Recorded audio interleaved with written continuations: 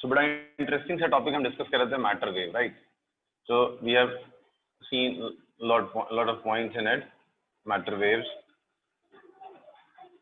waves associated to every particle, any particle which has some momentum are known as matter waves.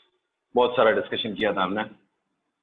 उनमें से एक बड़ी important चीज बोली थी मैंने याद रखने के लिए कि wavelength of matter wave is given by formula h by p, where p is momentum of the particle, right? Okay. Now इसका लास्ट एक डिस्कशन रह गया था, इन कुछ न्यूमेरिकल्स करना है। सो लास्ट डिस्कशन में था explanation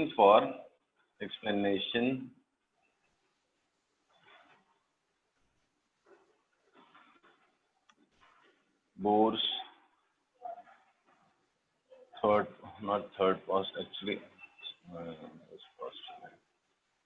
Bohr's postulate, नंबर लिखना गलत हो जाएगा। Bohr's postulate. What is that postulate? Angular momentum, which is actually mvr, is integral multiple of h upon 2 pi. इसका explanation लास्ट क्लास में हम देखते देखते रह गए थे, खत्म हो गई थी class. So let's see again why angular momentum of electron can only be integral multiple of h upon 2 pi. So forget about matter waves first. Let's again recall waves in a string. एक string में जब waves form होती हैं, we call them stationary waves. हम लोग पढ़ेंगे, last chapter का last topic है ये हमारा। अगर इसको पुल करके आप रिलीज कर दो तो ये पूरी स्ट्रिंग एक साथ ऊपर जाती है। If there was no restriction, this shape would have propagated in this along the string, but since it cannot move ahead, वो पूरी की पूरी वापस नीचे आती है। इसको बोलते हैं, ये कहीं जा नहीं रही है, ये ऐसी वेव है, ये ऐसे गई, ऐसे ऐसे ऐसे। So this wave is known as stationary wave. ऐसी वेव को हम लोग बोलते हैं स्टेशनरी वेव और स्टैंडिंग वेव, ठीक है? तो ये स्टेशनरी वेव है, स्टैंडिंग वेव। ये ऐसे भी स्टैंडिंग वेव बन सकती है, you can try at home, और ऐसे भी स्टैंडिंग वेव बन सकती है। हम बोलते हैं दो लूप फॉर्म हो रहा है। कैसे होती है ये ऐसे ऐसे ऐसे ऑसिलेट करते हैं, नहीं? 3 भी बन सकते हैं, 4 भी बन सकते हैं, बट एक बड़ी इंटरेस्टिंग चीज है, जो लेंथ ऑफ स्ट्रिंग है, या तो वो λ/2 होगा, या लैम्डा होगा, या 3 λ/2 होगा, या 4 λ/2 होगा। यहाँ पे दिख रहा है आपको?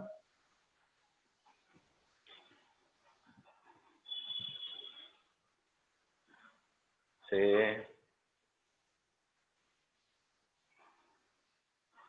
हेलो, दिख रहा है जो मैंने बोला वहां पे? सतेज,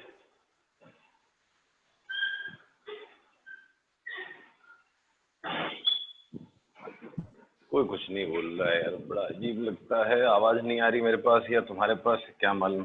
तो आई बिलीव आपको समझ में आ गया। अब देखो हम चलते हैं मैटर वेव की तरफ।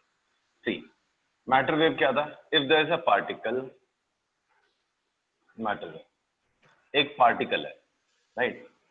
उसका मास m है, and if it is moving with some velocity v, then its momentum is m into v, and it is associated with a wavelength of which is given by formula h by p. This is what we have already discussed, right? अब देखो electron क्या है? Electron भी तो एक particle ही है। Electron भी एक पार्टिकल है, राइट? ओके, अब वो इसके अराउंड, न्यूक्लियस के अराउंड घूम रहा है। न्यूक्लियस के अराउंड घूम रहा है। कहाँ घूम रहा है अभी फिलहाल कुछ नहीं मालूम है, नेक्स्ट टॉपिक खत्म होते रहते आपको सब दिखने लगेगा। सो इलेक्ट्रॉन ऐसे ऐसे ऐसे ऐसे कहीं तो घूम रहा है। सो इलेक्ट्रॉन मूव्स विथ,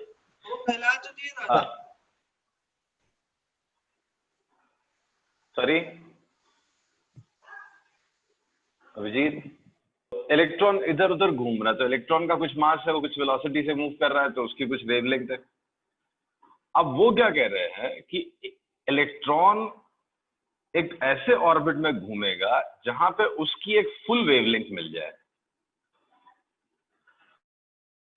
भाई जैसे यहाँ पे या तो λ/2 होगा, या 2 λ/2, या 3 λ/2, तो एक ऐसे ऑर्बिट में वो रिवॉल्व करता है जिसमें, अगर मैं इसको स्ट्रेट करके दिखाऊं, अगर ये स्ट्रिंग को मैं ऐसा स्ट्रेट कर पाता तो उसमें एक ऐसी वेव सेट कर पाना चाहिए, मैटर वेव, या तो फिर वो ऐसी ऑर्बिट में घूमेगा, अगर मैं इसको ओपन करके घुमा दिखाऊं, नेचुरली इससे बड़ी लेंथ आएगी, तो उसमें 2 वेव सेट हो पानी चाहिए, या तो फिर वो ऐसी जगह पे घूमेगा, अगर मैं स्ट्रिंग को ऐसा ओपन करके दिखाऊं ऑर्बिट को, तो इस ऑर्बिट का जो लेंथ है उसके अंदर 3 वेव सेट हो जानी चाहिए।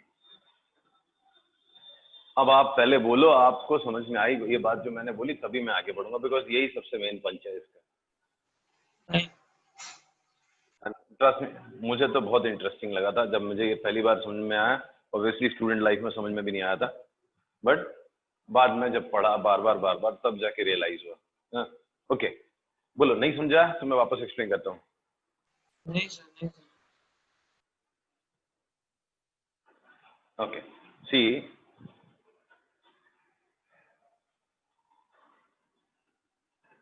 पूरी तरह से कन्विंसिंग आपको तब लगेगा जब आप रेजोनेंस और बहुत सारे टॉपिक्स फिजिक्स के पढ़ लोगे, ठीक है।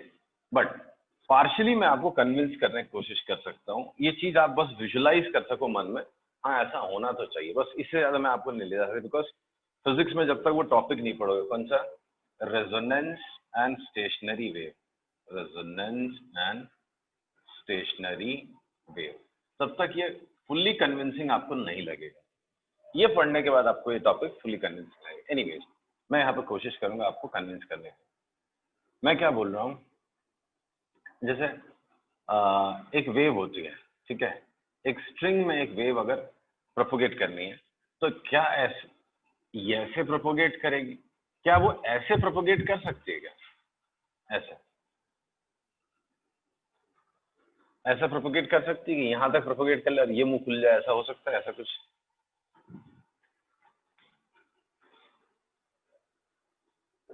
हेलो,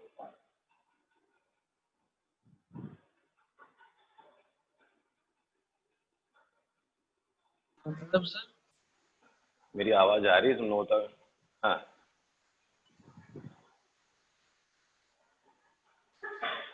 चलो यार, तो ऐसा वाइब्रेशन नहीं हो सकता। ये बाउंड्री कंडीशन तो उसको मेंटेन करनी ही पड़ेगी। यहाँ पे कोई, ये टाइड है तो टाइड है तो ये मूव नहीं कर सकता। तो होता क्या है, ये वेव ऐसे जाती है, फिर वहां पर रिफ्लेक्ट होती है, बेसिकली ऐसे हो जाती है, फिर यहाँ रिफ्लेक्ट होती है, फिर ऐसे हो जाती है, ऐसे ऐसे ऑसिलेट कर रहे हैं। और ये सब ने खूब किया है बचपन में। गिटार का एक स्ट्रिंग ले लो, सेंटर से प्लग करो, ऐसे दिखाई देगा, नहीं? या आप घर में एक विंडो में एक स्ट्रिंग, थोड़ा हैवी सा रस्सी लो और बांध के ऐसे वाइब्रेट कराओ, तो ये पूरा एक साथ ऊपर जाएगा, नीचे है। फिर आप जोर से ऐसे वाइब्रेट करोगे तो ऐसे 2 लूप्स फॉर्म हो जाते हैं, ऐसे 2 लूप्स फॉर्म हो जाएंगे। बट ऐसी सिचुएशन तो कभी नहीं क्रिएट हो सकती। मतलब एक स्ट्रिंग है तो एक स्ट्रिंग में या तो ये आधी वेव कहलाती है, राइट? ये पूरी वेव किसको कहते हैं? इसको पूरी वेव कहते हैं।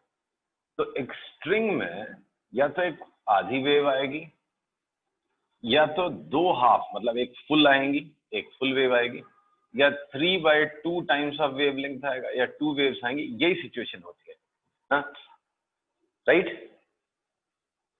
इसके ये कन्विंसिंग लग रहा है आपको? ओके।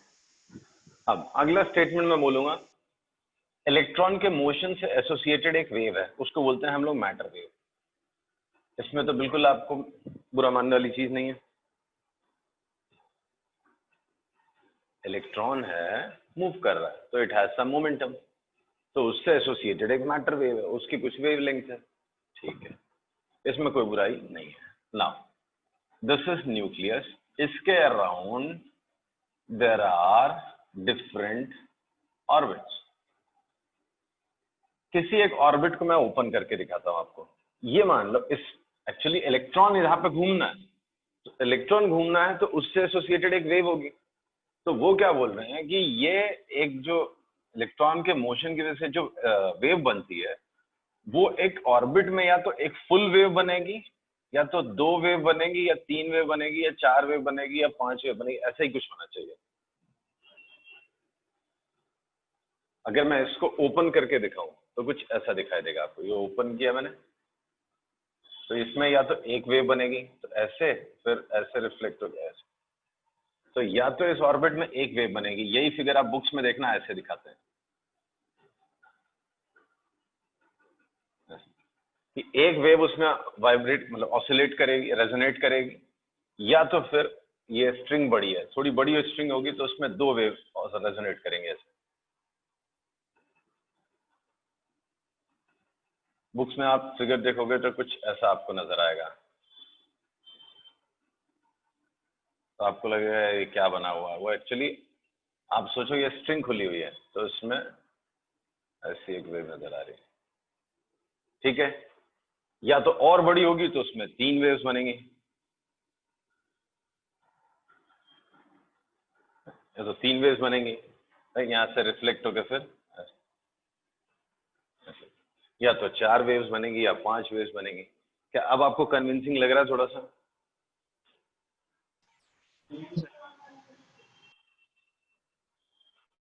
सॉरी, जी सर लग रहा है। Okay.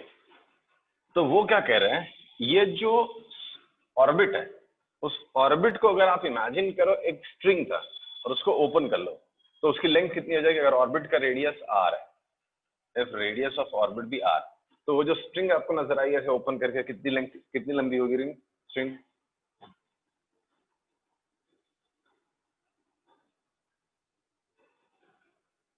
To pi R. Hello,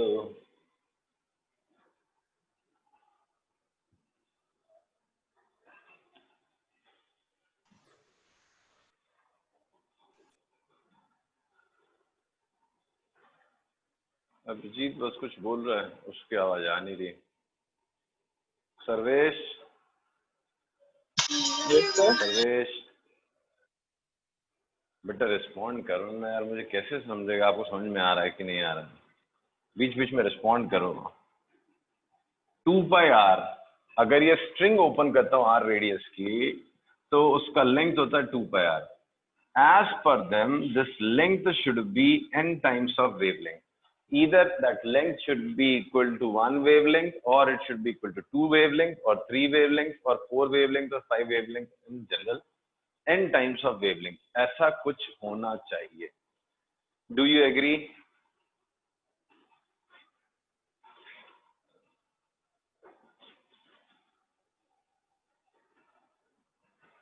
Vaibhav?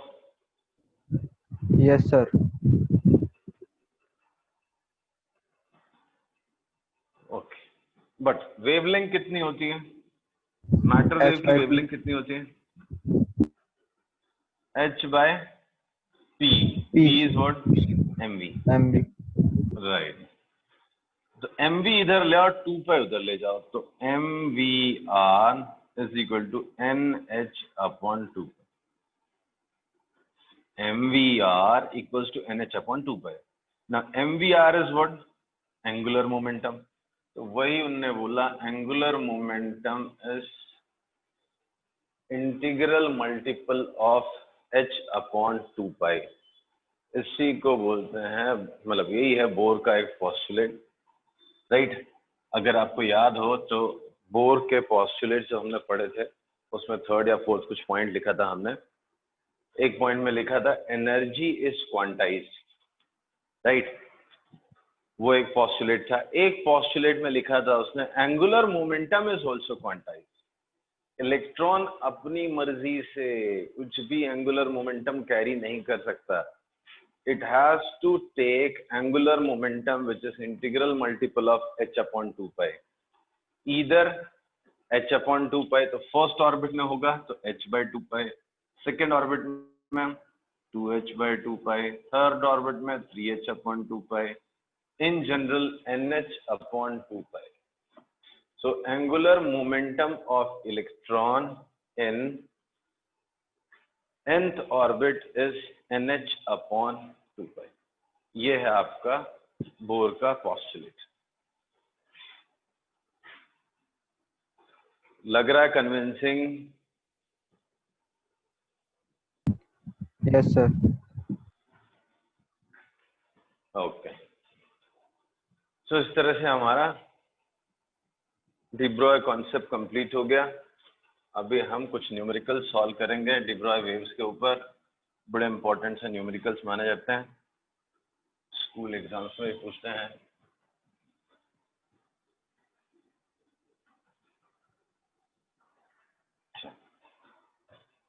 So let's begin with dual nature के ऊपर बेसिकली क्वेश्चंस हैं। तो एक सिंपल क्वेश्चन से स्टार्ट करते हैं। जिसका वेवलेंथ पता है तो उसका पहले आप मोमेंटम निकालो। Find momentum wave corresponding to 1 angstrom। बड़ा इजी सा क्वेश्चन है। 1 एंगस्ट्रॉम वेवलेंथ है, आपको क्या निकालना है? उसका मोमेंटम। आया आंसर?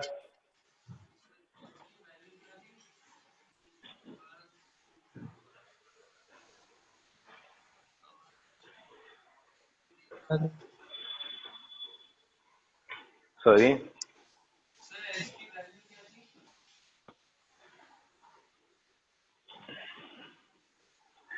मोमेंटम निकालना है, that is h by lambda. So h is 6.63 into 10 raised to minus 34। Lambda is 1 angstrom, that is 10 raised to minus 10। तो 6.63 into 10 raised to minus kg meter per second, that's answer। So P, angular momentum, sorry, linear momentum is 6.6 into 10 raised to minus 24 kg। Clear? अब इसके just उल्टे करेंगे। Particle है, उसके wave characters निकालेंगे, right? तो find wavelength corresponding to motion of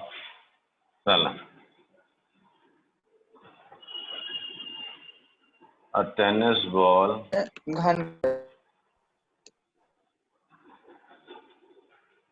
one second, पहले मुझे क्वेश्चन लिख दो। 100 ग्राम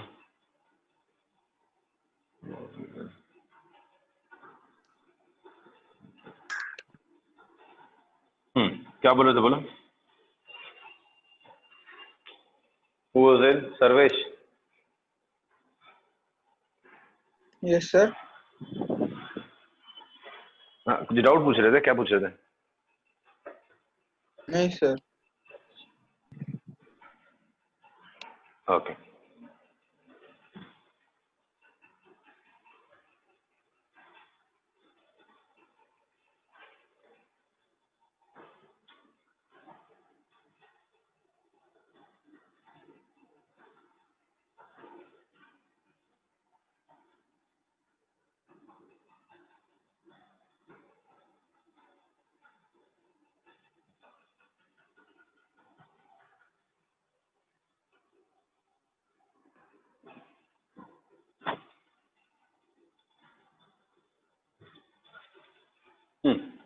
this time you have to do the reverse thing. इस बार पार्टिकल है, आपको वेवलेंथ निकालनी है। पिछली बार वेव थी, आपने उसका मोमेंटम निकाला था, राइट? तो पिछले बार आपने वेव का पार्टिकल नेचर स्टडी किया था, इस बार पार्टिकल है, उसका वेव नेचर। तो एक पार्टिकल है which is a tennis ball of mass 100 gram moving with 20 meter per second. You have to calculate wavelength of matter wave corresponding to its motion. Then an electron moving speed of 1% of speed of light. करो ये दोनों। वैभव, आ रहा है question?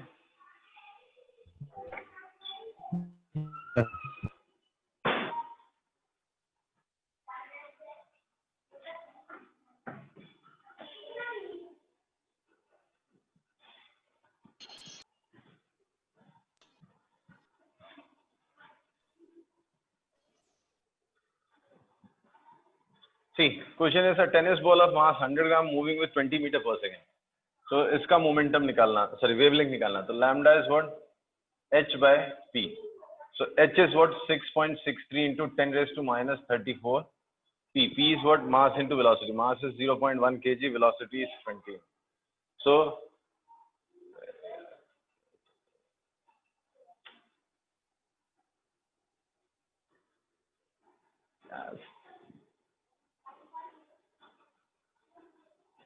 So this is 3.315 into 10 raised to minus 34 angstrom.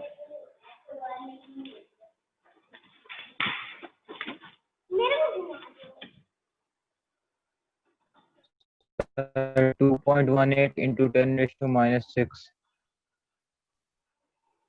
2.18 into 10 raised to minus 6. सही लग रहा है.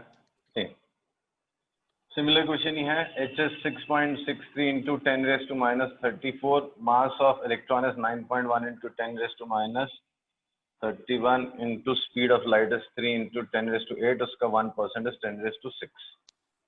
So ये answer. So this is minus 25 minus 9 आ रहा है. कुछ गड़बड़ कर जाए. minus 9 आ रहा है. ये हो गया 20 by 3 हो गया. 20 by 81 हो गया. 2 by 20 by 81 20 by 0.25. तो approximately 2.2 into 10 raised to minus 9. 2.2 into 10 raised to minus 9 है. 22 एंगस्ट्रॉम के आसपास है.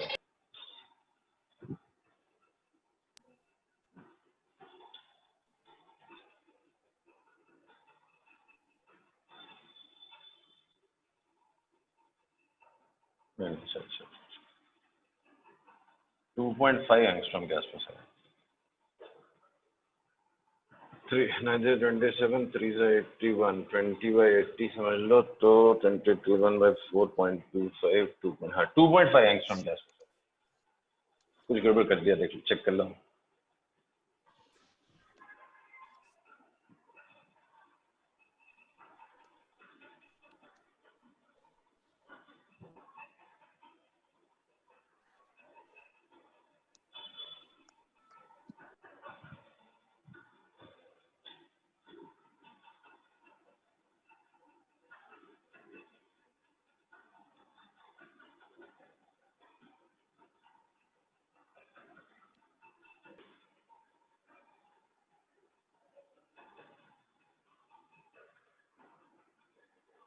Sir, 2 into 10 raised to 40. क्या पहले बेटा? वाले का 2 into 10 raised to 40. पहले वाले का मास 2 into 10 raised to minus 40. Minus so 40. wavelength of particle is wavelength of particle is given 3.32 into 10 raised to minus 10 is equal to h 6.63 into 10 raised to minus 34 upon m into v. V is 10 raised to 6. So m is 6.63 into 10 raised to minus 34 upon 3.32 into 10 raised to minus 4. ये हो गया 2, ये हो गया minus 30. So 2 into 10 raised to minus 30 kg. Sir मेरा minus 40 क्यों आ रहा है? गलत आ रहा है. कैसे बताऊं? सब कुछ तो सामने लिखा होता. Wavelength is h by mv. तो m कितना हो गया? h by tv. तो h by lambda v. तो h ये हो गया. लैम्डा इधर ले, अभी इधर ले, सब्स्टिट्यूट ले.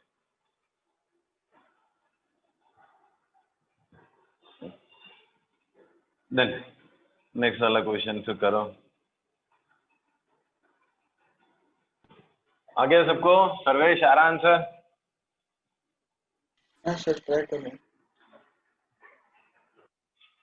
मतलब हो रहा है.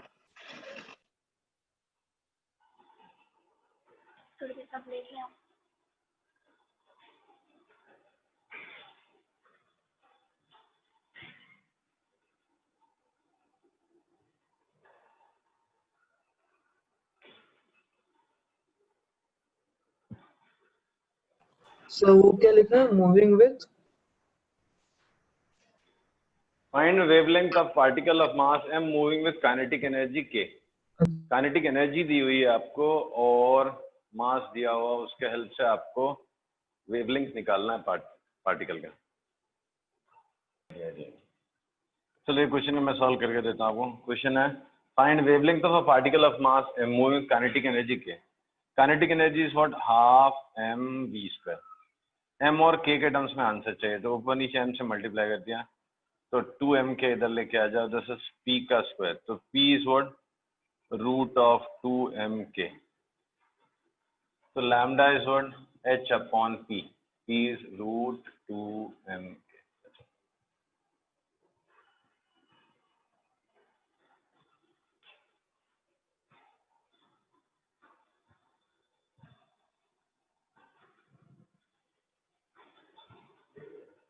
Is it clear? Kinetic energy को एनर्जी का फॉर्मूला से निकालना है ना।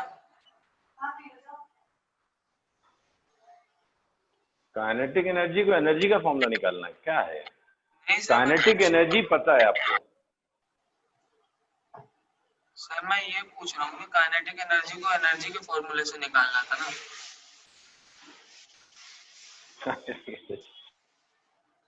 काइनेटिक एनर्जी का और कौन सा फॉर्मूला पता है, क्या बोल रहा है तो? काइनेटिक एनर्जी का एक ही फॉर्मूला जीवन में मैंने सुना, पार्टिकल के हाफ एम वी स्क्वायर, तुमने कोई दूसरा फॉर्मूला सुना? नहीं नहीं सर, एक सिंगल पार्टिकल का सर काइनेटिक एनर्जी भी तो एनर्जी है ना, तो उसको भी एनर्जी के फॉर्मूला से निकालना है ना, ये पूछा। और कौन सा दूसरा फॉर्मूला तेरे पास?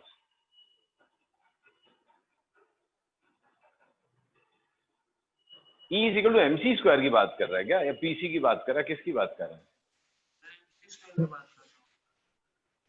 मुझे लगा एनर्जी है तो उसको तो ऐसे निकालना है, M V, half M V square. तो इसके ऊपर अप्लाई नहीं होता? नहीं नहीं, यही एक ही मेथड है बेटा, यही करना है, रूट। अच्छा, प्रिंटर है।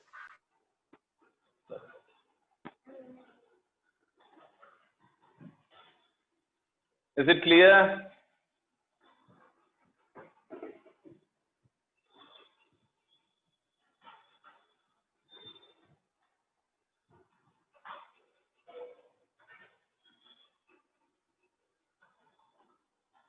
Calculate kinetic energy of alpha particle whose wavelength is 0.1 angstrom. सीधा सीधा अब तो सब कुछ मालूम चल गया आपको, लैम्डा का फॉर्मूला है, सब्स्टिट्यूट कर दो। एक लास्ट क्वेश्चन वोल्टेज के टर्म्स से बात करेंगे हम लोग।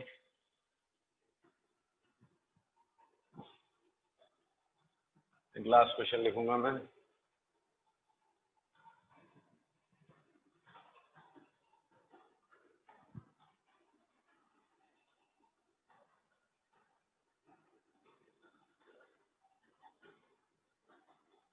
Calculate wavelength of electron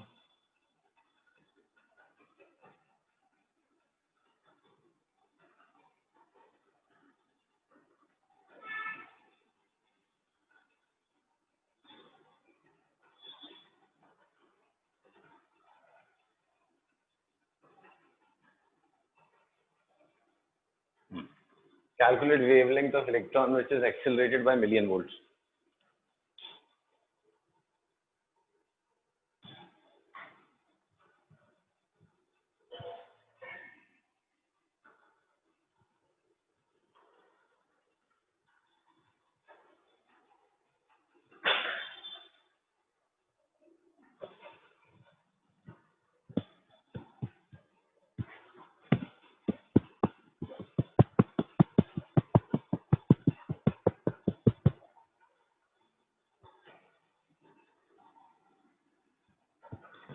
So, answer to this one. Calculate kinetic energy of alpha particle whose wavelength is 0.1 angstrom. I've just given you a shortcut. Lambda is equal to h upon root of 2mk. आपको kinetic energy निकालनी, k is equal to h square upon 2m lambda square. Right? So, h square 6.63 into 10 raised to minus 34 whole square upon 2 mass of alpha particle is helium nucleus, so 4 into 1.66 10 raised to minus 19 lambda square, so 10 raised to minus 11 का whole square, that is minus 22, right? ये हो गया, तो ये बना 20/3 square is 400/9, 400/9, right? ये है 2, ये है 4, ये है 5/3 इंटू 10 रेस टू कितना है माइनस 41, तो 68 minus 41 is 27 minus 27. So अब ये हो गया 100, ये हो गया 10, ये हो गया 3, 3.33 into 10 raised to minus 27 joules. ये आंसर है। ये कुछ ज्यादा कम हो गया।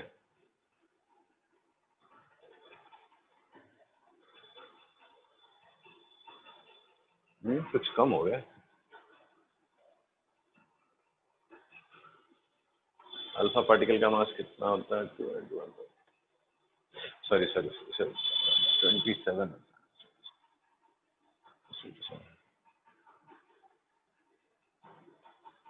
माइनस 49 हो गया, 68 माइनस 9 अभी बराबर। So approximately 3.33 into 10 raise to minus 19 है। फिर से एक बार क्रॉस चेक कर लेंगे। 6.63 20/3 तो 400/9 हो गया, ये 2 हो गया, ये 4 हो गया, ये 5/3 हो गया, तो ये 100, ये 5 2s are 10, ये 3, हाँ 3.33 into 10 raise to minus 19 joule.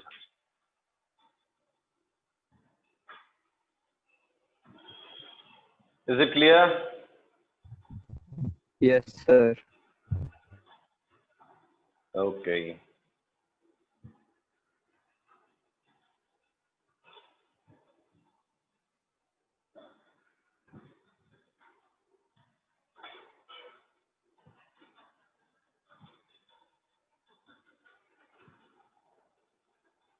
Last question. Calculate wavelength of electron which is accelerated by million volts.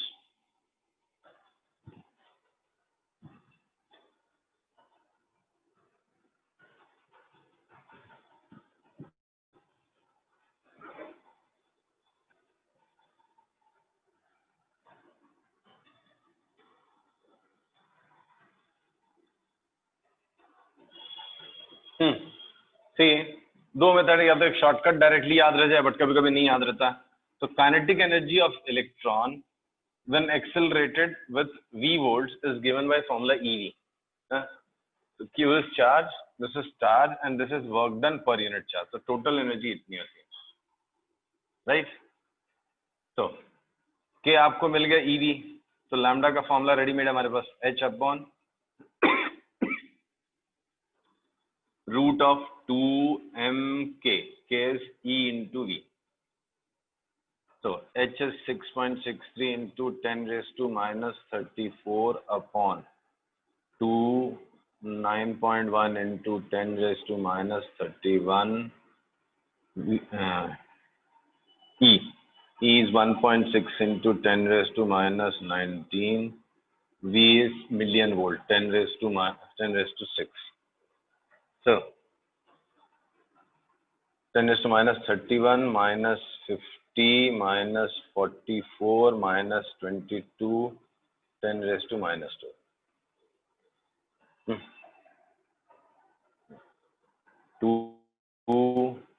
18.2, 18 into 1 minus 28.8, 30 पकड़ लो, 30 का स्क्वायर रूट 5.5 पकड़ लो, 66 upon 55, 6/5, 1.2 into 10 raised to minus 12 तो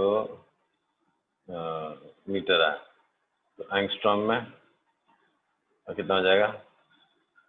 0.012 एंगस्ट्रॉम। Approximate answer 0.012 angstrom. ठीक है, वापस explain करूं, इससे थोड़ा ज्यादा ही आएगा। ये -50 हो गया, -44, रूट के बाद -22, ऊपर जाके -12 हो गया। ये हो गया 9 2s 18.2, 18 into 16 होता है 288, तो 288 और थोड़ा सा 3 ज्यादा 290, मैं 30 एज्यूम कर लिया। 30 का स्क्वायर रूट 5.5 के आसपास होता है, तो 6.6 upon 5.5, तो 6/5 अप्रोक्सीमेटली 1.22। तो ये हो जाए। अगर आपको याद हो, देयर वाज अ शॉर्टकट याद नहीं रहता एक्चुअली, फिर भी अगर याद हो तो 12.27 upon root of V angstrom, ये शॉर्टकट डिराइव करके रखा था हमने।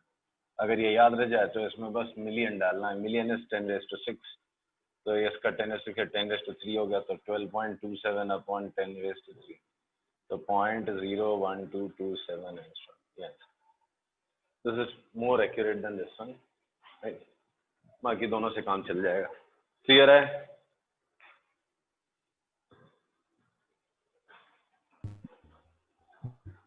Yes, sir.